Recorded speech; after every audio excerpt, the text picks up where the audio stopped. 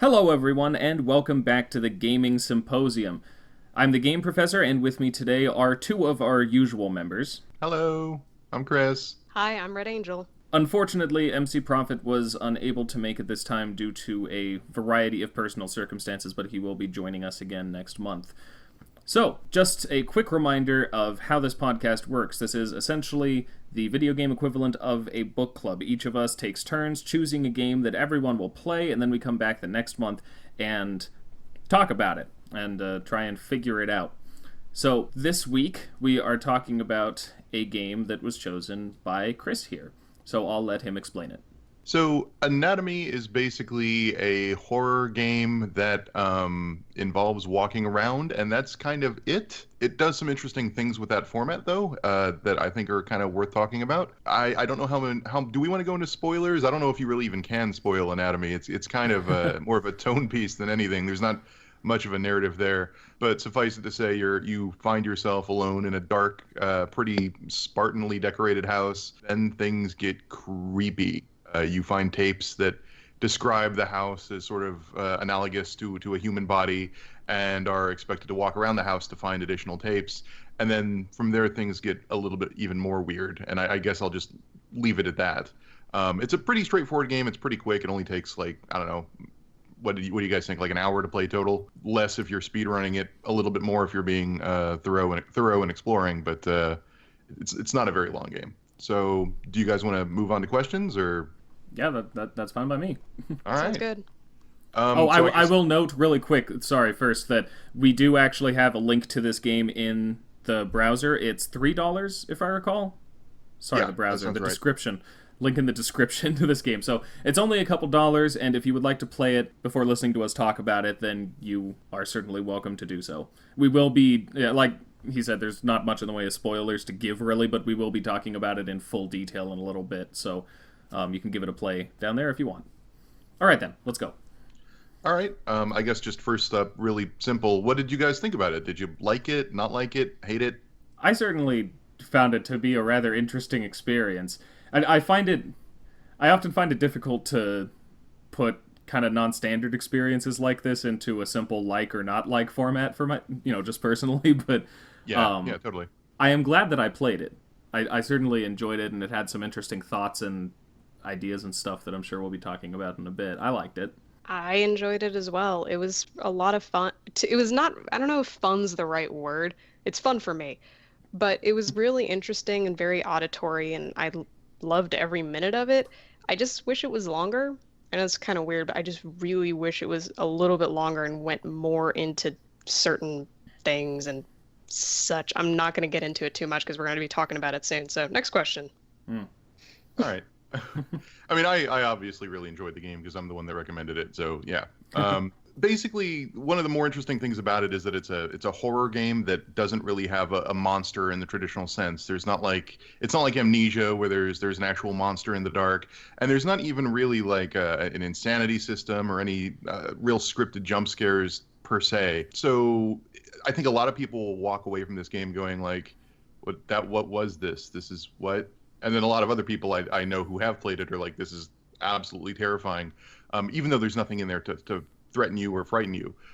So did you guys find it scary at all? Was it scary? And if so, what kind of scary?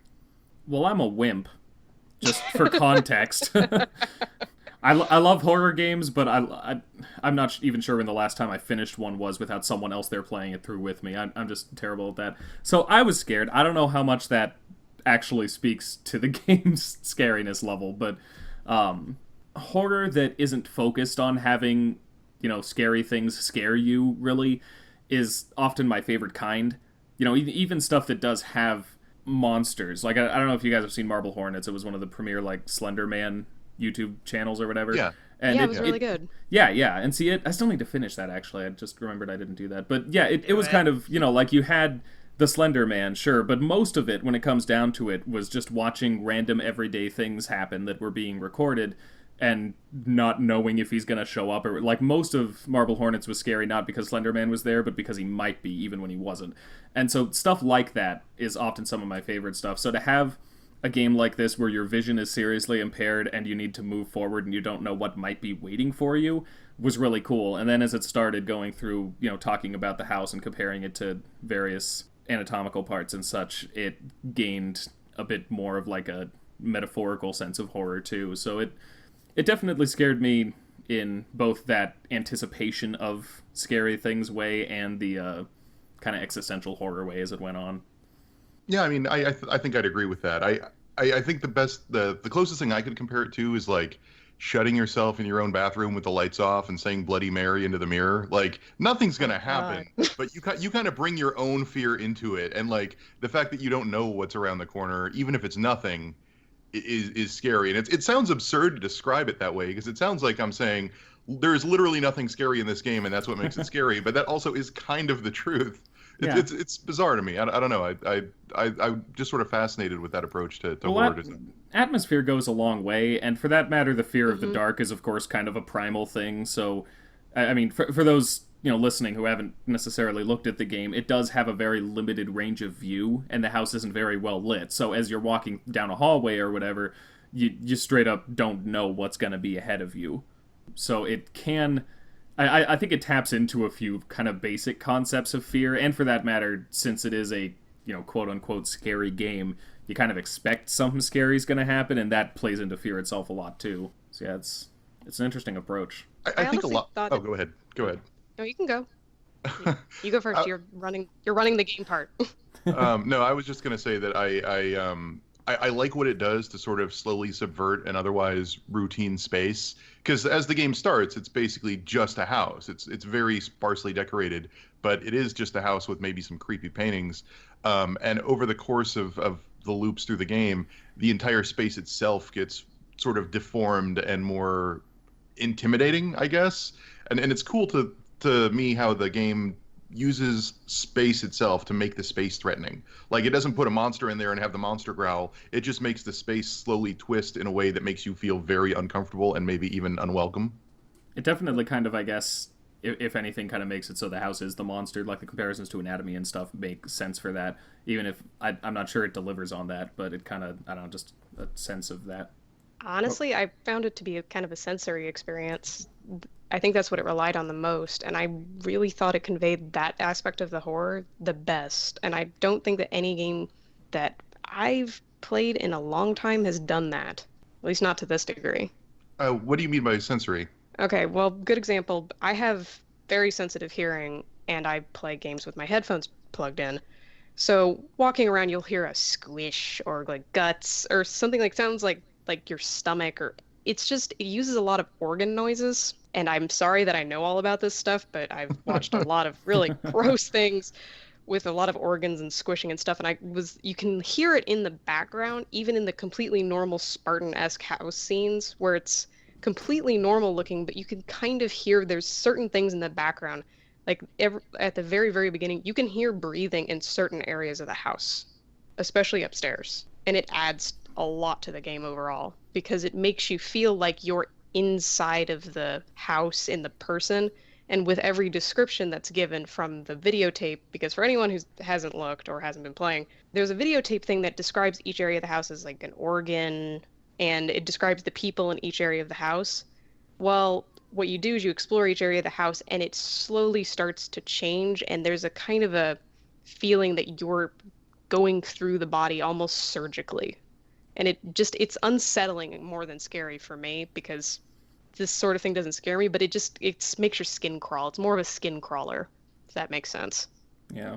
Yeah, I think that's a good way to frame it, because it really, it's not scary in the jump scare, oh my god sense. It's scary in the this isn't right, something is deeply wrong here sense, which is, yeah, a lot more skin crawly than adrenaline jump.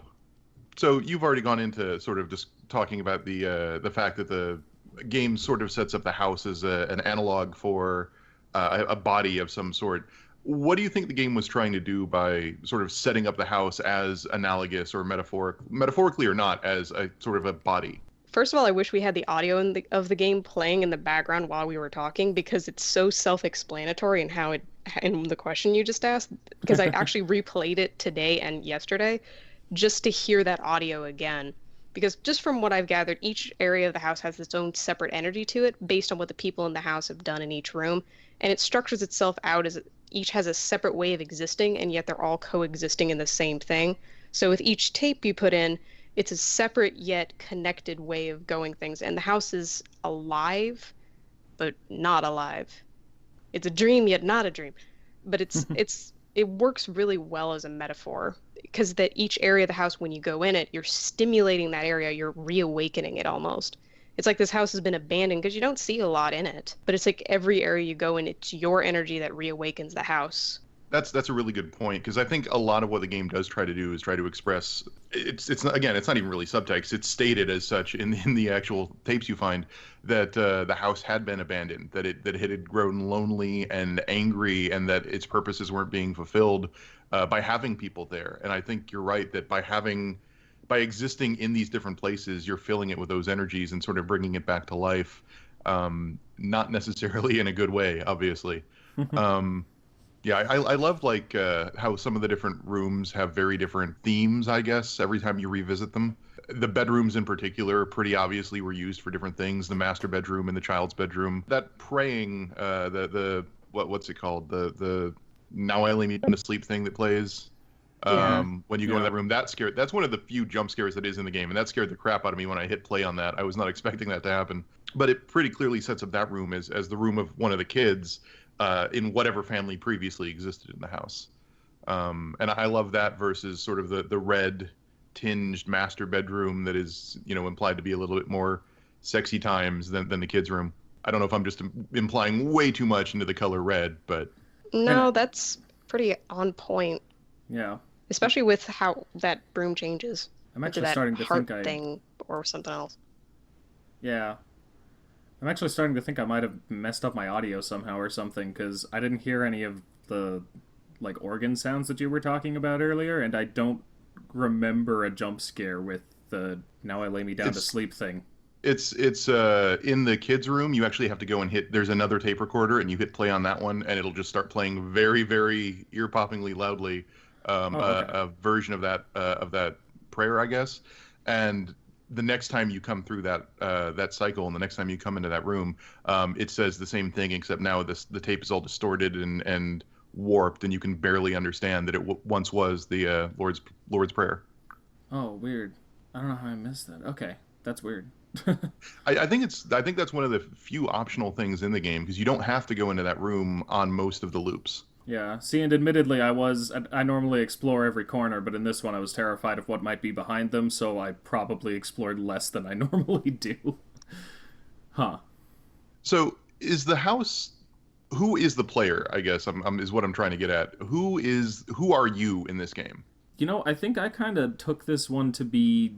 I didn't really realize this until later, but I wasn't really taking this game as literal in terms of my own part in it, or the house itself, or anything like that. It felt to me more like a vehicle for exploring the ideas that are, said to us in the tapes. So I realized later that I wasn't really thinking of myself as anyone, or of the house as like a literal entity, or anything like that, but kind of as more of, I suppose, an environment and an illustration to what was being said. So I guess that would kind of be my answer. Like, I didn't really think of myself or the character I was playing as a person necessarily, so much as just a vessel for exploring these concepts that the game was talking to me about, which I guess you could say about basically any game, but more so than normal, I suppose. I thought it was the lady in the recordings. Really?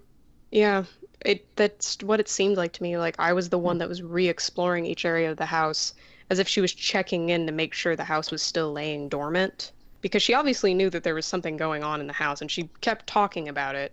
I could be wrong, but wasn't she a parapsychologist? I cannot remember. Yeah, I don't remember that either, actually. I think she is. I don't remember. I could be wrong. I'll play it again later and watch. Everyone in the comments is going to be like, no, Red Angel, she wasn't. She was actually a bartender on the 4th Street or something like that. But if I remember right, she was a parapsychologist, and she's going, and to me, I thought I was her going in each area of the house going, okay, is everything still all right? And she's noticing the more you're pressing the tapes and re-listening to what she was saying, she's noticing that she's not that it's reawakening as she's going through it. That's what I was thinking that it was. Or that she never really left and this was what happened to her, that she became part of the house. Maybe she died in the basement where all the spooky stuff was. Or the bedroom, where the other spooky things were. A lot of spooky things. That actually, I guess, brings me to one of the other questions I had was, so the game doesn't have a monster that comes after you at any point, but it is implied that you, or at least your avatar, dies or gets hurt or something happens, because at certain points during the game will abruptly just shut off. It'll shut down. The game will end. The player is intended to start the game back up to continue on with the next cycle. So you will play through the game until you get, murdered or whatever, and the game will shut down, and then you launch it, and now you're playing through the game again, but each cycle the game gets a little bit more corrupted and a little bit more distorted. So first of all, I guess, do you think that is a metaphor for player death, or do you think that was just some other way to break up the chapters? I think it would have been nice if that was more clear, because I just realized I did not know that. It ended after the first cycle, and I was like, well, that was interesting. I haven't played the rest. You didn't play through after that? I guess not. Well, it didn't. I had no idea that I was supposed to. I thought it was done. I thought it had ended. That said, click on it. They go, oh, it's not done. Click on it again. I go, okay. Really? I totally missed that. It was in the zip file. Oh, crap. Okay. Well, It restarted, and you go into the basement, and the basement's all gross, and it's covered in horrible flesh pustules and miscellaneous gut stuff. That probably explains why I didn't know some of the stuff you guys were talking about. Damn it. Probably. Well, I think it does represent death. Do you ever play those creepypasta games? Those .exe, Sonic.exe, or anything like that? I think I would be too afraid to. I've read some stories about them, but I haven't played any myself. They do something very similar where when you die, it just shuts off, and then you have to turn it back on. And then it's, oh, you died, and you have to play as the other character. Ooh. And I've played around with quite a few of those, but I don't think that's entirely what Kitty Horrorshow was going for. I don't think he or she or them, I don't think they'd want to be compared to creepypasta.exes. But it's a very abrupt way of doing it. And it could be implied that you just cease to be in the body of that particular house, and now you're in another version of the house. Like you were devoured and then digested, and now you're in another version of the house. Because each version of the house is different, or maybe you're a different person within the house. Because it doesn't... That's the only part of the game I thought was a little less unclear to me, I guess, even though the game is highly metaphorical and highly implied. But I thought it was kind of almost a devouring sense. Like when the game shuts off after you're in the heart room, you do it again, and then it shuts off again, and then you have to do it again. And each time you have to do it again, it's always like you died, but it's always when the room turns into that red goopy stuff. And I thought that was kind of a symbolism for being devoured, like you've become part of the house. Yeah, that's largely how I read it too. Was it was a way to convey to the player death and consequences without having actual death and consequences. I don't know why, but I always just assumed that it was sort of almost going backwards chronologically, insofar as the first time through you hear about the person who broke and entered into the home and was, pushed down into the basement and devoured, and ultimately that's where the game ends, is you going down into in the final cycle, you going down into the basement and getting devoured. So I was always just under the impression that I guess it was a series of people that for whatever reason ended up into this home, metaphorically or not. They were, someone ended up in this house, and each time they ended up, like you said, being devoured. Should we explain any of this to Sam? I'm hearing you here. Sorry, I'm kind of lost in my own thoughts because I'm realizing how much what I missed might affect my reading of it. Because, since I didn't realize I was supposed to go on past the first time it shut off, I basically got a bunch of interesting thoughts comparing a house's anatomy to a human's anatomy, and then it was done. Yeah. No, that's pretty accurate. Yeah, it's pretty it's just that having, like, the devouring of a house that like devouring you as you go into the basement thing, and having the fleshy looking stuff all over the place is a bit different from going up to a bedroom and hearing thoughts about it as the heart or whatever and then shutting off. Well, there's also that scene at the end that I'm still is one of the things that is the most flummoxing to me, where you wake up outside of the house briefly, and it's the only scene in the game that takes place outside of the house, and you're in this, I don't know, a sea of copycat houses that all look the same, and then you eventually just find your way back to the house that just ate you.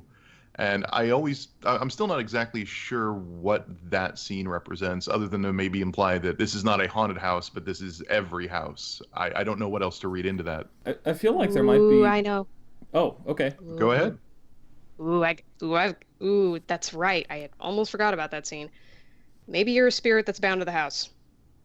And there are all these other houses that you can see, but you can't get to them, even though they all look the same, but you can only go to this one house because that's the house you died in and you're bound to it. I Because can see that's that. how paranormal things work. I know a lot about parapsychology, I'm sorry.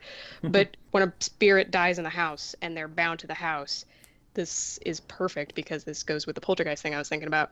They're bound to the house, and so now when they get out of the house and they go, oh, I'm out of the house. Oh, but there's all these copy houses and they can't escape because they're stuck in that one area and they're bound to the house. No matter who goes in it, they're going to encounter the spirit, or the spirit's just going to be wandering around dead forever. That's also true because I think that scene comes after you get eaten for the last time. I'm not certain of that. It's been a Yeah, couple days since I played it, but I think it's after the third basement. I think it's after the basement death. yeah. And then you walk up to the house, and that's when the game, I think, ends formally. Yeah.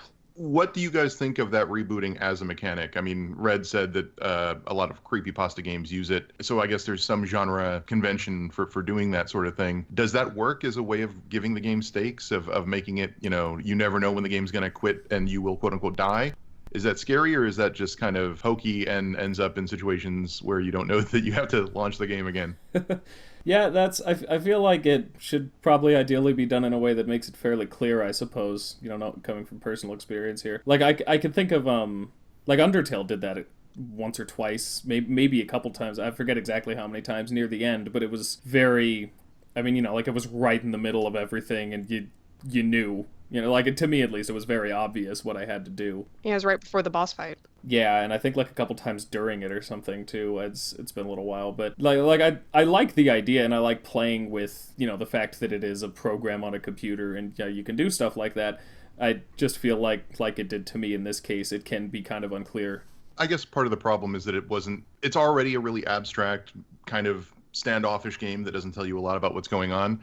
So when the game just abruptly ends, it just sort of feels like it's over, I guess, without, I mean, they have the all caps thing in the README file, but aside from that, there's nothing in the game that indicates like, oh, I died right before a boss fight. Of course I have to relaunch the game and go back in and do a thing.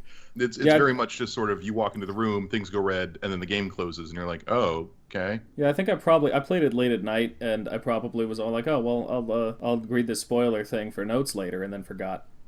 It could have been conveyed a little better. I know that abstract is part of the game's appeal and it works really well, but it could have been conveyed slightly better so there wouldn't be as much confusion, because I honestly didn't read the README file at first. I stopped too for a second and I went, oh, I guess it's over. And then I went, okay, no, that doesn't seem right. I don't think Hamster would suggest us something that ends this quick. So that was when I looked at the README and I went, oh, okay, it goes for 3 more times or 4 more times. Back in I go. So I guess moving on, unless you guys have anything else to say about the death and rebirth cycle of closing the application down, I feel bad now. Sorry about that, Sam. No, that's I mean that was my mistake. So there is something decidedly retro about the whole game. The TV in the living room is this big CRT 4:3 TV. The whole game has this faux VHS tracking effect. When you boot the game up, it has sort of that blue screen that's it tells you the name of the game in that VHS font in the upper corner. The things you collect in the game are little cassette tapes, like magnetic tapes that kids today probably don't know what they is. And there's not really a computer anywhere in the whole house. Why do you think the house and the game itself has this really retro look to it overall?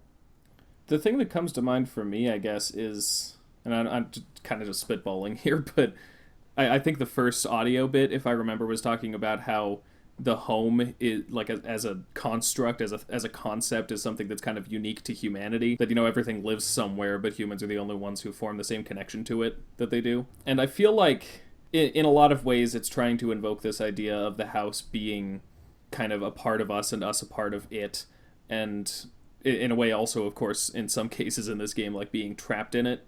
I think that more modern things like the internet kind of mess that up. Like when it comes down to it, if you're trapped in a house with internet access, then in a way you aren't entirely trapped in a house, like you still have access to a lot of stuff outside of it. It's not as inherently tied to you as a person in a way, because you still have contact and stuff like that with things outside of the house itself. So I feel like it might be kind of for the sake of the point it's making, because the more connection you have outside with more modern technology, the less the whole idea of, you in the house kind of being connected on that deep level would click, I think. Interesting. Yeah, I actually didn't think about it that way. I thought it was an homage to old horror movies. That's what I was getting at the entire time. Because Amityville Horror, Poltergeist, similar stories about houses that have an energy, like they're alive. That's a big thing in those movies. And I kept thinking about Poltergeist the entire time when I was playing it, because it goes, "Oh, the house is alive." I went, "The house is alive? Is there is it an Indian burial ground? Is what's going on?" I was so excited. And I loved that it had its own body and such, because with the retro style, it made it seem like it was an older house, which means it had an older soul, so it might have been around for a lot longer, so it's seen people come and go a lot, which adds a lot to the atmosphere overall, which makes it gives it a more, not a mysterious feel, but a wisdom-filled mystical feel to it, which, in addition to already the unsettling creepiness you're feeling from it, it just blends really well together. And I think the game is a lot better for doing this retro style thing rather than a modern day one. I totally didn't pick up on the idea that it was vaguely poltergeisty, but that makes a lot of sense, I think, given the direction the game goes. I was always thinking that, excuse me, I was kind of thinking that one of the reasons for the retro tech stuff was to sort of hammer home the idea that the house was abandoned. I'm of the weird mindset that the game is actually somewhat sympathetic to the house. The house is obviously trying to eat you, and it is very, very scary. But the tapes paint a pretty sympathetic picture of a house that was abandoned and sat empty and sat lonely and sort of became this monster by way of being abandoned. And I think the sort of dated tech drives that point home. It's about things that we once loved being left behind and growing angry and hateful for that abandonment. And pretty much everything in the house is this old, tape deck, CRTs, old tech VHS stuff. And I think that just reinforces this theme of people moving on from things they no longer want or need, and what that says about both us and what that says about the things themselves. Man, I'm not used to being the one who was thinking of it all metaphorically. Probably because I didn't actually get to the points where it starts getting more direct in its approaches, since I thought it was done the first time it shut off. But I was just thinking of the whole thing as just kind of an object lesson, and the stuff the tape was talking about comparing the house to ourselves and all that stuff. So the idea of these literal, more traditional horror-like interpretations that you guys have got going on honestly just didn't occur to me before. Yeah, so I mean, whether you play it or not, the next time through, the subsequent times you go through the house, it gets more and more twisted and more glitchy, and it becomes more overtly horrific than the first time through. Yeah, the first time through is just that kind makes of a dark sense. house. And as soon as we're done recording here, I'm going to do that, because I'm annoyed that I've missed that somehow. All right. So Anatomy was made by Kitty Horrorshow, whose works are generally considered to be part of the alt games movement. Alt games being the sort of punkish reaction to the first wave of indie games that were basically AAA games but smaller. So your first wave of indie games is your stuff like your Super Meat Boys and your Castle Crashers and your productions that are basically smaller versions of AAA games with AAA values, insofar as the emphasis being on polish, commercial viability, and being an awesome, fun game. Alt games largely emerged as sort of a reaction against that, to be a little bit more punky, a little bit more homemade, a little bit more political, a little bit more rough around the edges, and generally speaking, a little bit more glitchy. And I think that's one of the reasons you end up seeing the second iteration and third iteration through the house being increasingly glitchy. The game uses, I think, that aesthetic to be a horror game, for lack of a better way to phrase it. Things start being misaligned in the house. Things start having Z fighting, where two textures are on top of each other. That starts happening throughout the house. What else? Doors end up having multiple doors in one place. It starts looking like somebody completely screwed up in the level editor. I think that's kind of interesting that they used that aesthetic of a glitchy, badly designed level to sell you on the corruption and subversion of the space. Red, did you have any thoughts about that? That actually, I had to I actually had to think about that question when you gave it to us because do you guys remember LCD Dream Emulator or that crazy Yeah, game? Yeah, for the PS1. yeah, I've seen a I do little bit not. of it. It's an What was it? okay. LSD LC Dream Emulator. LSD. Why do I think it's LCD? It's because we were talking about TVs. Yeah, LSD Dream Emulator. It's a PS1 and game like that that. it's pretty crazy. It does a lot of things kind of weirdly similar to this, except not in the cool glitchy way, but it uses a lot of abstractness and it is completely out of the mainstream realm of what could be marketed to a mainstream audience. It's extremely rare. I think that honestly, if more alt games were a little bit longer, and I'm sorry, I'm beating the longer horse a little, but if it was a little bit longer, I think alt games would be a viable market, like a big industry changing market or commercial even. It just has to, they have to expand it if that is an option. Just become a little bit bigger in their length and what they have in it, but still keeping it obscure and still keeping it abstract, like LSD Dream Emulator or even Antichamber works for that sort of thing. Hmm. Hashtag keep alt games weird. Hashtag old games weird. But yeah, I don't know. I really don't know if alt games could really ever like I don't know if Anatomy could ever come out of a more commercial space. Not just because of its length, although obviously it is probably, it's easily beatable within the Steam refund time, which is kind of a big problem for, games. But beyond even the length, I think both in terms of production value and in terms of just subject matter, I think it's a little bit too quirky. Especially given that the glitch aesthetic is sort of what it goes for intentionally. And I mean, the AAA space, the more traditional game space, I think, they get upset when, 30 frames a second is their standard instead of 60. So having a game built on glitchy brokenness is, I don't know if we'd ever be able to really sell that, but I don't know.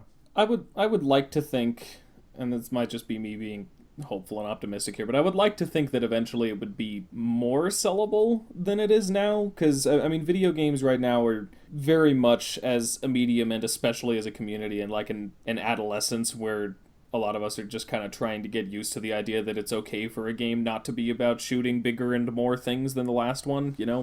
And I think that, I mean, we're well on our way to that, but still in process. And I would like to think that once that's done and video games are a little more established as a medium, then we as a community would be more open to things like this in general. But even then, I feel like it would end up being more kind of like the, art film or indie film scene where, there are people who will buy it and pay money or whatever, but it still ends up being kind of a small thing, with the exception of a few that end up making it big and getting it into national theaters or whatever.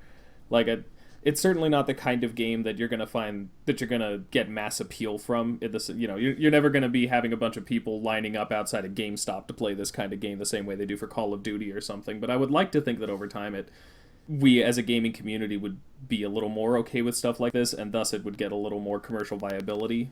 But I don't know. That might be wishful thinking. I think also, like, you end up with a completely different set of expectations when you go into it as a commercial game versus sort of a much smaller, less commercially focused game. That's true. I don't know. I'm trying to think if there's ever been a AAA game that really emphasizes glitchiness. I can think of lots of indie games. I mean, especially a lot of the YouTube stream games. Sonic 06, maybe. Well, but it wasn't a selling point. Like, yeah. Goat Simulator is about, I think, the biggest game I can think of that really sells itself on sort of a glitchy thing going on. Skyrim, because it doesn't even sell itself on that anymore, but they love advertising it now. That's true. Really? Yeah, they started just kind of playfully poking fun at all their bugs. Bethesda does. I mean, that's all they can really do. It's not possible to make games that big without bugs. So that's smart of them. It'd be weird if they started leaning into it, but... You know what? I think a game like Anatomy would really fit in? Like a coffee shop scene? Like, here's a crazy business idea, indie gamers. How about you guys set up a cool computer at a coffee shop and have your alt indie games on it and have people play it and then record their reactions. Done. Copyright Red Angel. Perfect idea.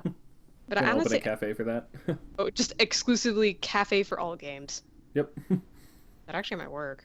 I could Just see get it. people hipster enough to go there. Yep. Like serve designer coffee, have some mugs or whatever. It could work, Yeah. maybe. Just like slowly over time, all the coffee drinks get replaced with like energy drinks, and all the food gets replaced with pizza and Doritos, and slowly it becomes a mainstream games Oh cafe. no. You must Selling out. protect it. Keep alt games indie.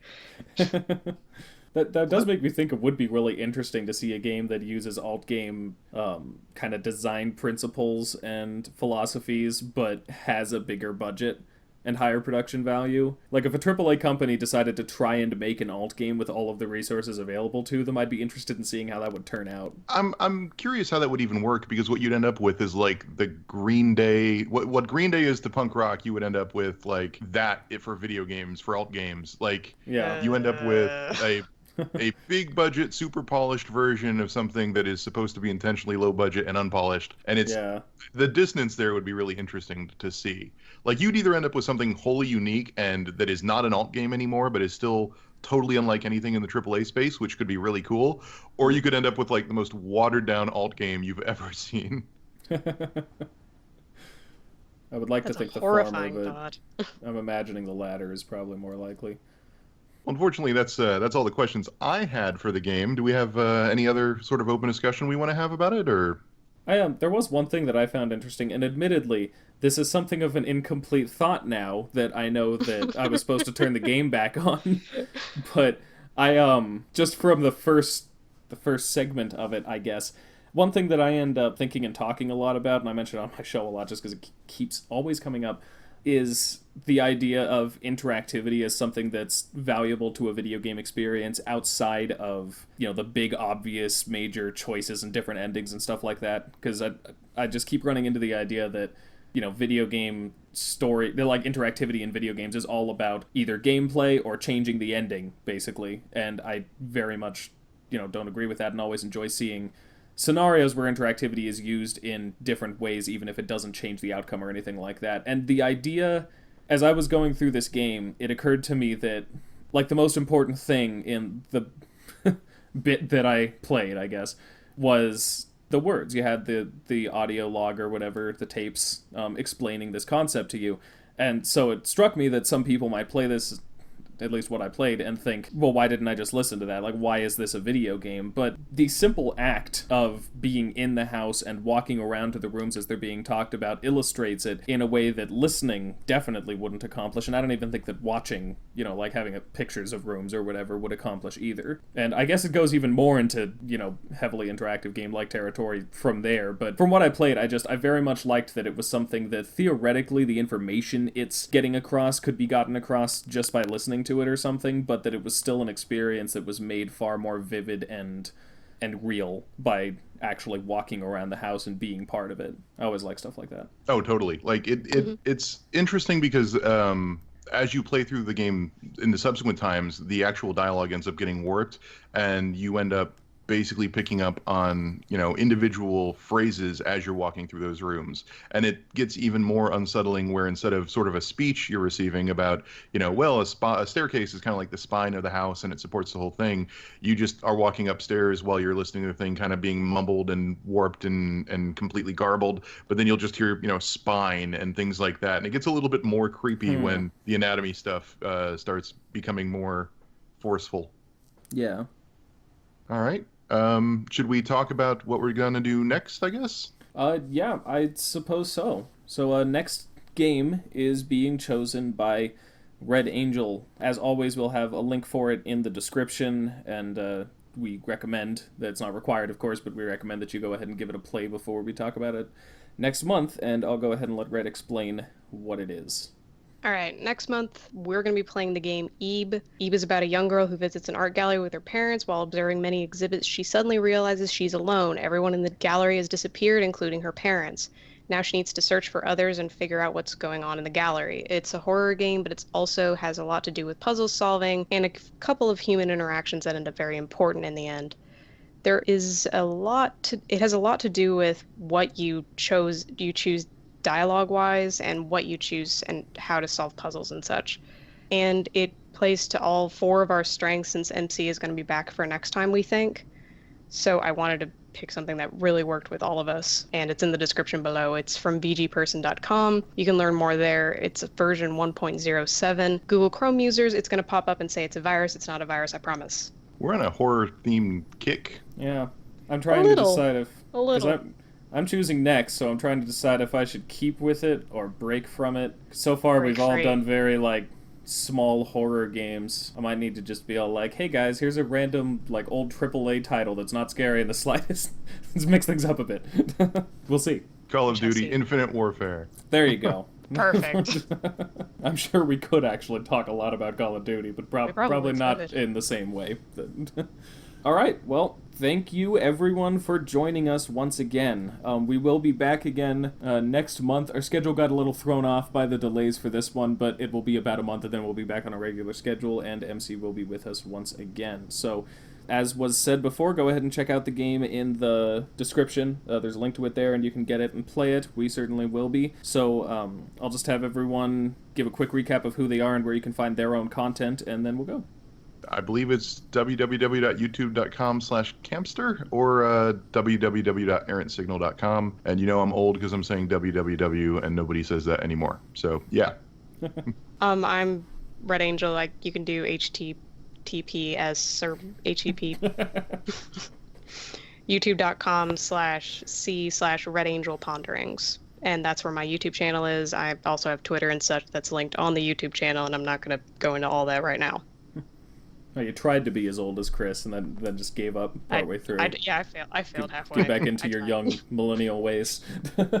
I tried. I'm sorry. And I am the Game Professor. I do Games is Lit 101, and that is youtube.com/gamesisLiterature. All of the links to all of our content is in the description, and you can feel free to check it out if you want. So thanks once again for joining us, and I'll look forward to rambling with all of you guys again next month.